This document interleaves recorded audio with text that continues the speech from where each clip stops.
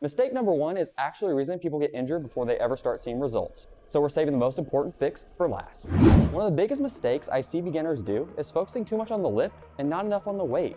A lot of people just let the weight drop and let gravity do the work. Why is this important? Muscles are actually capable of handling roughly 20 to 40% more weight during the eccentric phase. When you just throw the weight down without tension, you're essentially skipping half the workout. When you control the weight during the eccentric phase, you cause micro tears in the muscle. This triggers your body to repair and build that muscle back bigger and stronger. When you're lowering the weight, take about 3 seconds to reach the bottom. Pause for 1 second to eliminate all momentum, and that last second, explode the weight back up to the starting point like the pro you are. The next biggest mistake I see people do is chasing numbers. That's right, ego lifting. If you want to build serious muscle, you have to understand one thing. Ego lifting is going to get you nowhere but your local hospital. And no, your stay will not come with a kid's toy. If you move 100 pounds correctly with perfect form and tension, you will build more muscle than lifting 150 pounds by cheating your sets. Remember, I'm watching every rep. Look at this guy. See the swing? He's using his body weight just to get the bar to his chest.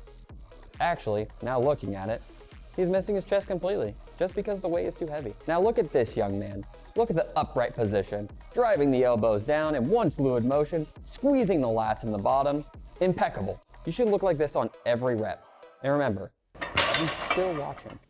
Ah yes, the silent killer that is often neglected by most beginners. Progressive overload. You ask yourself, why do I look the same? And then you ultimately just give up on the gym. Hold on, if that's where you're at, hit the subscribe button. It's free, and I'm here to help you win at your lifts and nutrition to be the best version of yourself. Where were we?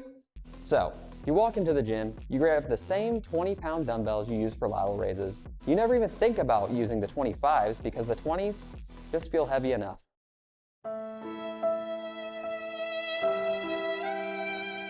This is a prime example of failing progressive overload.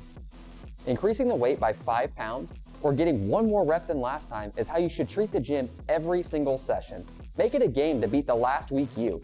Log your workouts in your phone or on paper. If you start to plateau, that's your signal it might be time to swap the exercise for a new one. Number 2, intensity. Now, I know lifting can be uncomfortable. Kind of like trying to get a firm grip on something while someone's behind you saying drop it low. We get into this comfort zone and we hesitate to push past. You've probably heard of RPE by now, but what does it actually mean? It stands for rate of perceived exertion. Now, think of it as a scale from 1 to 10 on how hard the set felt. Instead of just lifting random weight, RPE helps you pick a load that matches your energy levels for that day. To build muscle, you need to aim for an RPE of 8 to 10 on your working sets. You'll know when you're there when the speed of the bar naturally starts to slow down despite your best effort. If you stop before you reach those slow reps, you essentially just did a warm-up. To find your true intensity, you have to use reps in reserve. Grab a weight you think you can do 10 reps with, push yourself until you reach 0 reps in reserve, meaning you have nothing left in the tank.